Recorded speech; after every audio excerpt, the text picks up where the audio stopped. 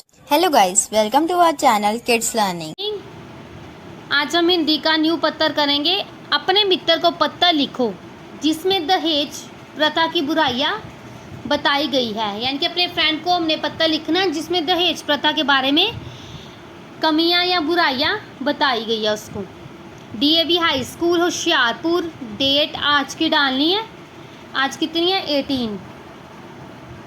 प्रिय मित्र सुरेश, सब प्रेम नमस्ते।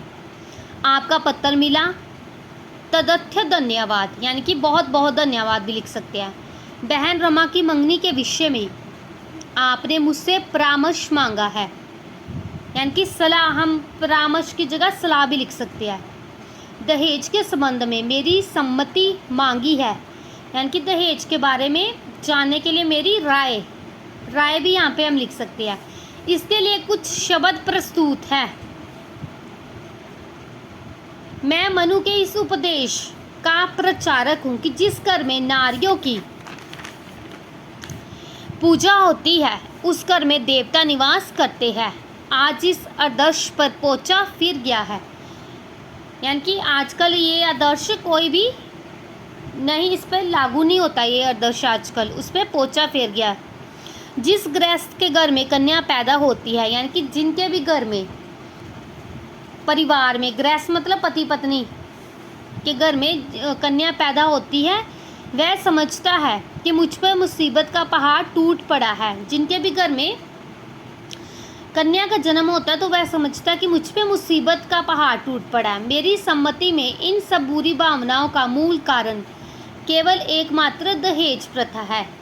वो क्यों सोचता, जिसके भी घर में लड़की पैदा होती है वो क्यों सोचता कि मुसीबत का पहाड़ टूटा है? क्योंकि वो कह रहा है कि इसका मूल कारण दहेज प्रथा है। जब लड़की की शादी होगी तो उसको दहेज देना पड़ता है, इसलिए वो सोचते हैं कि मुसीबत का घर आ गया हमारे घर में।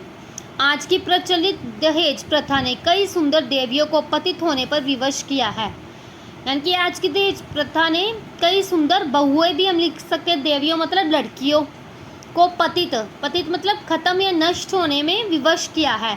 कईयों ने अपने माता पिता को कष्ट में देखकर आत्महत्याएं कर ली, क्योंकि उनके मम्मा पापा पैसे या दहेज नहीं दे सकते थे और वो जो ससुराल वाले उनको तंग करते, इसलिए उन्होंने अपने माता पिता को कष्ट में देखकर क्या कर लिया, खुद को ही मार लिया या खुद ही आत्महत्या कर ली।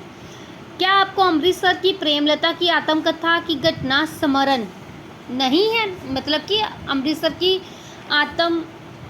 प्रेमलता की आत्महत्या की घटना आपको याद नहीं है? माता पिता की इज्जत की रक्षा के लिए उसने अपने प्राणों की बलि दे दी। इस कारण से समाज सुधारकों की आंखें खुली। समाज सुधारकों ने इस कुप्रथा का अंत करने का बीड़ा उठाया।